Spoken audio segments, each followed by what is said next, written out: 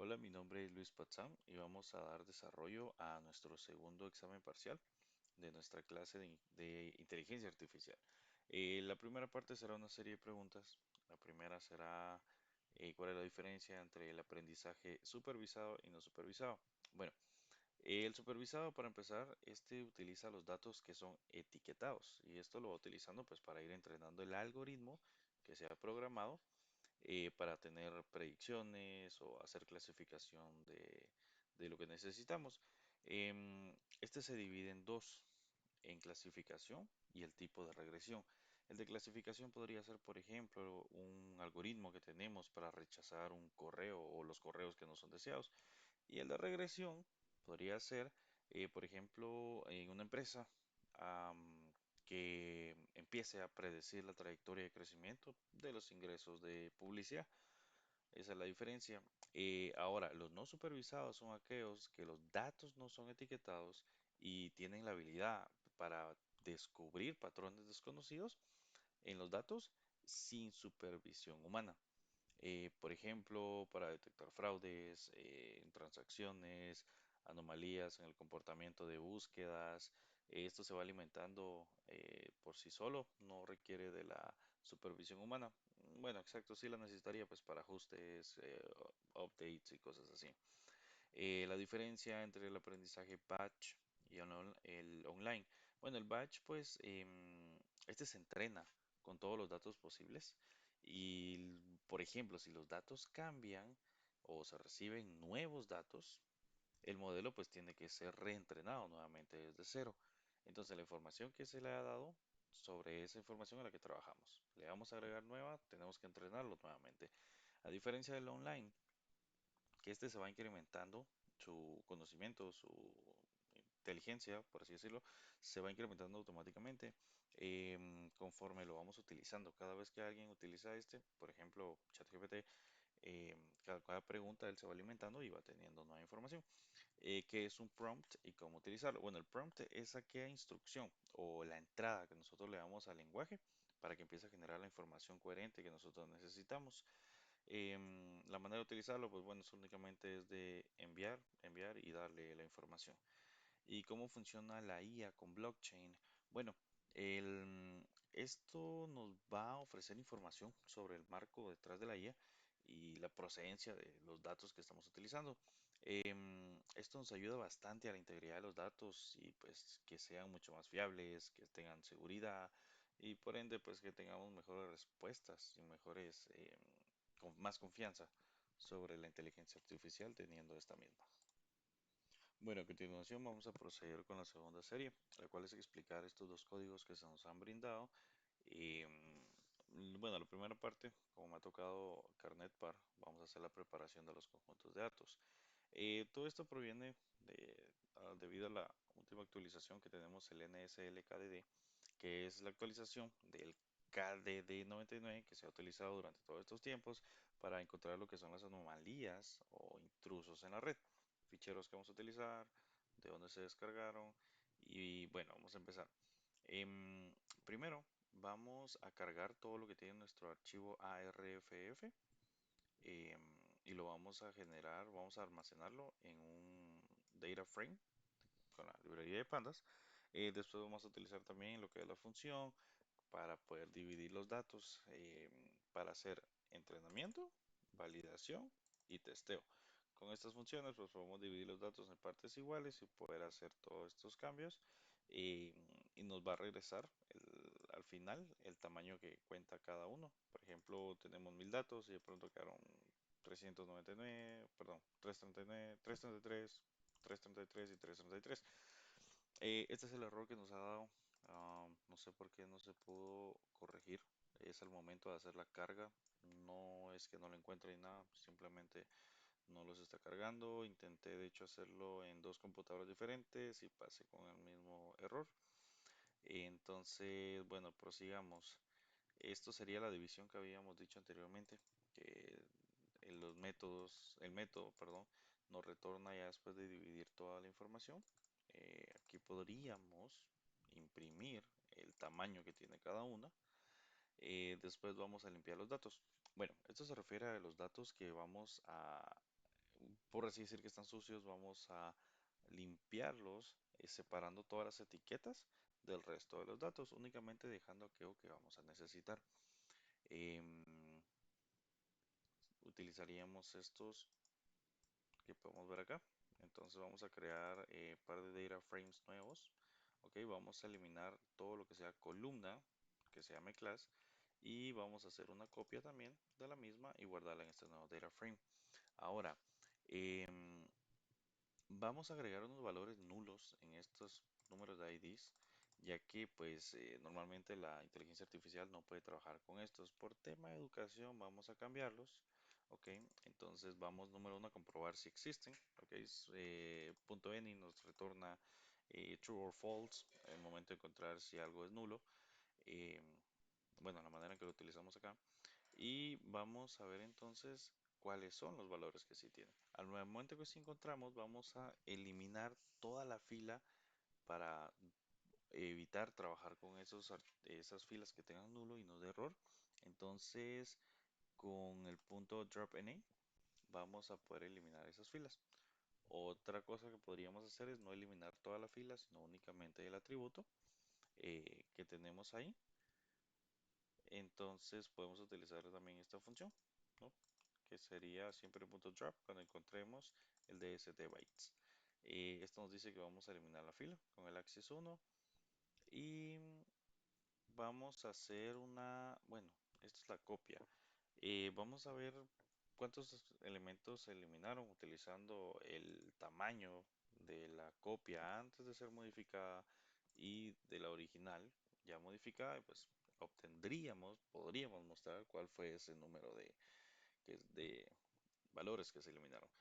También podemos hacer un relleno, tal vez no eliminarlo, sino reemplazar lo que se encuentra vacío por un nuevo valor. Podemos utilizarlo también. Fill NA, cuando encuentre NA, pues rellenarlo con lo que nosotros deseamos. Em, bueno, aquí únicamente vamos a mostrar cuántos valores fueron los que se rellenaron. Y existe otra alternativa que podemos utilizar utilizando la clase inputter de sklearn, que sería esto. Vamos a copiar el conjunto de los datos originales, únicamente para hacer pruebas y no tocar el original. Y con lo mismo, pues podemos hacer pruebas de restas para ver cuánto fue lo que se eliminó. Em, la clase, pues, no admite los valores que son categóricos. Eliminamos, pues, únicamente los atributos categóricos con este comando. Le vamos a dar un valor numérico para que calcule esos valores y vamos a rellenar todo aquello que sea nulo. Entonces, cada vez que lo vaya encontrando, pues únicamente vaya rellenando. Al momento que tenemos todo eso, lo transformamos en un nuevo data frame y ya tenemos pues los nuevos datos que ya necesitamos. Otro punto que está aquí, podemos ver que es cómo utilizar APIs de sklearn. Em, Así brevemente, pues podemos ver tres cosas muy importantes que serían los estimators, transformers y los predictors. Em, Dejamos aquí pues los datos, por si quieren pausar el video y leerlos.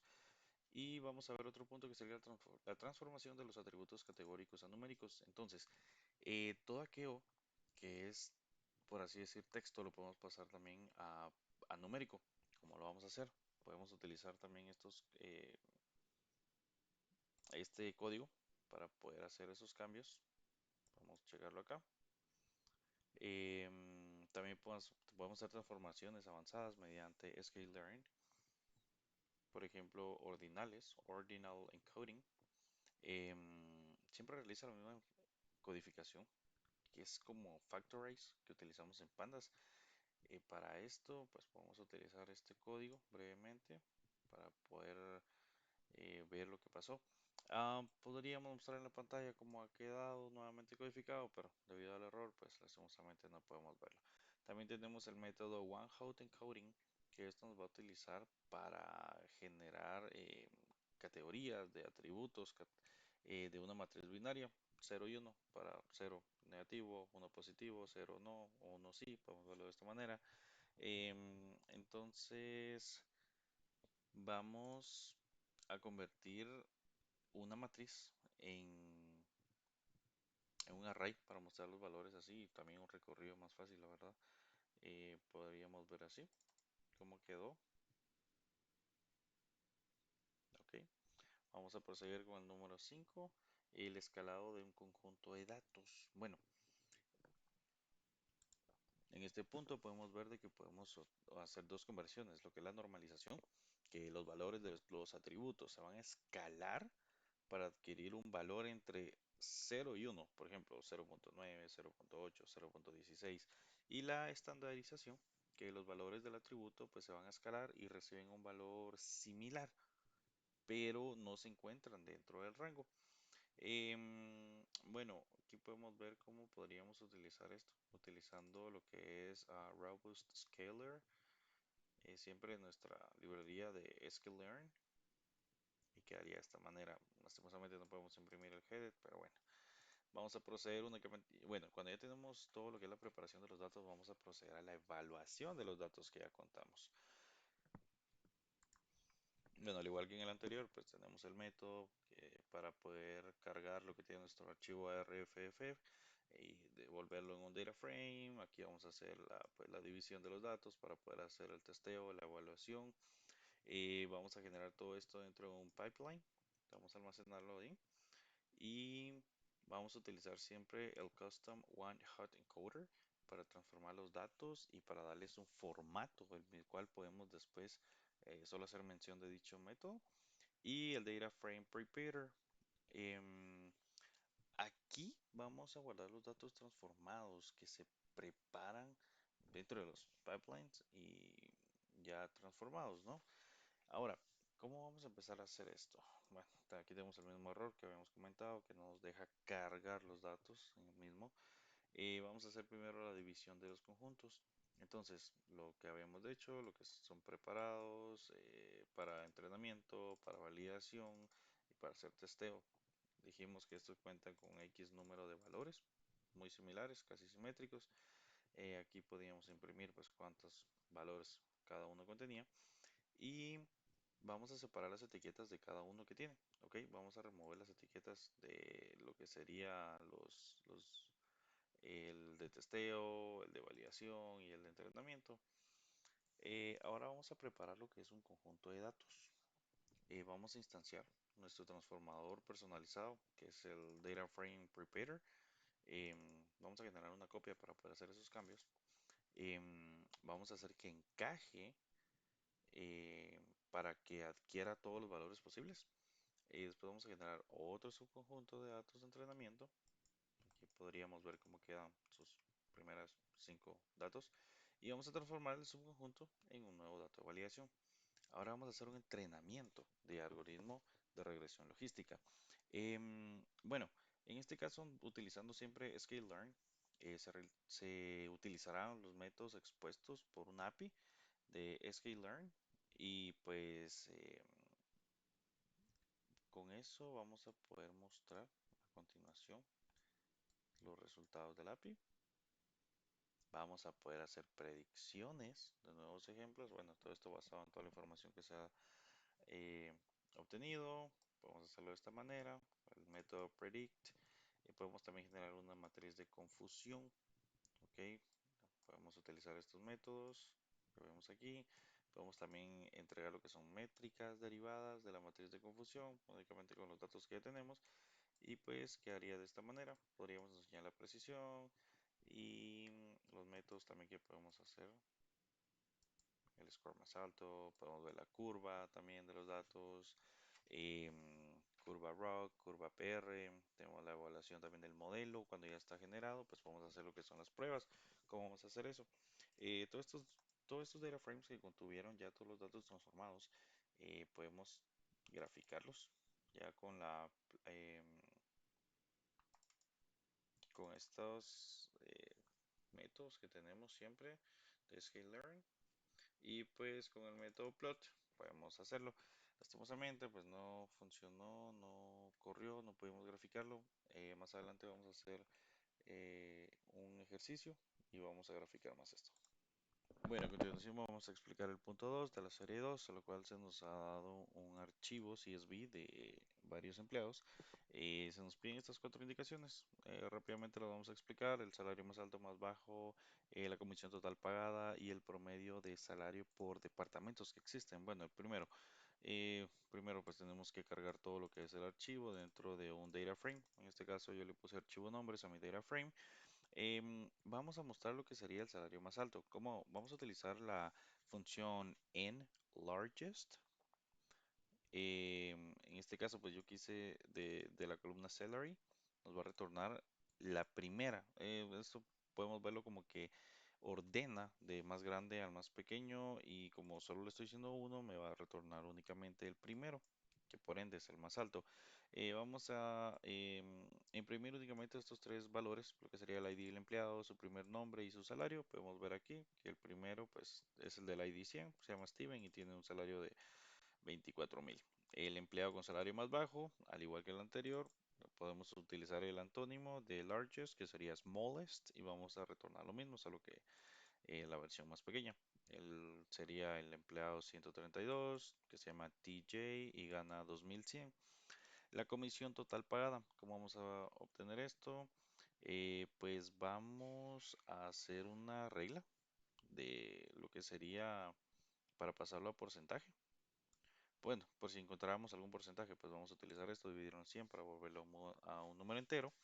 Después vamos a calcular la comisión de esta manera, utilizando todo lo que es el salario, por comisión pactada, y vamos a hacer después la sumatoria de todos ellos y así podemos entregar lo que es la comisión total. Vemos que es un total de 73.690. Y por último, calcular el promedio de salario por departamento. Número uno, vamos a extraer todo lo que son los departamentos. Podemos ver acá. Vamos a ordenarlos con la sentencia group by de mi data frame que contiene toda la información. Vamos a agruparlos por departamento. De ese mismo, vamos a sacar el promedio de cada uno y ya podemos retornarlo. Vamos a imprimirlo para ahorrar memoria y tiempo de ejecuciones, pues no lo almaceno en otro data frame, sino que únicamente hago los ajustes para mostrarlos. Y podemos ver de que el departamento 10, 20, 30, 40, 50, pues tiene estos promedios: 4.400, 9.500. Bueno, y por último se nos ha pedido lo que es el ejercicio de hacer un ejemplo de cómo entrenar utilizando ML y con SVM para generar la función modelo que realiza las predicciones de los datos. Vamos a generar lo que son rangos de 1 a 5, como en el ejemplo que vemos acá, y otro rango de números de 1, 0, 1, 0 para determinar si es o no. Ok, ¿cómo vamos a utilizar esto? Vamos a utilizar número uno, la librería NumPy para poder crear números random. Al momento que le decimos seed y le ponemos aquí un valor, significa que cada vez que lo vamos a ejecutar, el valor van a ser siempre los mismos. Esto como tema de enseñanza nos puede servir. Normalmente en el random, cada vez que ejecutamos ese valor cambia, pues con esto vamos a detener y vamos a volver estático ese valor. Si cambiamos aquí el número, pues también va a cambiar. Bueno, en el primero vamos a generar dos números random. Los vamos a almacenar en una lista. Número uno va a ser números del... Bueno, vamos a ver el tamaño del tumor, que sería de 100 a 1. Lo vamos a multiplicar por 10. Nosotros vamos a generar números del 1 al 0. Sería 1 o 0 literal. Nuestro límite sería 2. Podemos verlo como menor a 2. Y vamos a generar también 100. Podemos verlo como dos columnas. En una vamos a tener los valores del tumor y en esto 1, 0. Ahora, dándole estos datos a nuestro sistema, podemos dividirlos y empezar a hacer el entrenamiento, el testeo de cada uno. Vamos a ver acá. Y ya los vamos a dividir. Ok. Ahora vamos a escalar los datos utilizando lo que es Standard Scalar. Con los datos que tenemos ya aquí almacenados, vamos a empezar a hacer de que encajen al momento de hacer nuestro entrenamiento, y vamos a hacer también la transformación de los datos. Ahora vamos a empezar a entrenar el modelo SVM con todas estas modificaciones que ya hemos tenido. Ahora, nuestro con todos estos datos que hemos retornado dentro de estos nuevos data frames, vamos a realizar lo que es el entrenamiento y el testeo con estas dos filas de datos que se han generado. Podemos verlo como dos columnas. Y vamos a empezar a hacer lo que es la matriz. Confusion Matrix, función que ya está establecida en Python. Únicamente le mandamos los datos que retornó testeo y la predicción. Y por último vamos a ver la precisión que vamos a encontrar. Vamos a crear un objeto, le vamos a llamar disp. Y pues ya con esto, pues con la librería plot de Python, pues ya podemos generar lo que sería graficar la matriz de confusión. Podemos ver que estos serían los valores. Así quedaría nuestra matriz. Queremos cambiar los datos. Bueno, tenemos 6, 8, 7, 9. Y de pronto cambiamos a 0. Y podemos ver que cambió. 8, 9, 9, 4.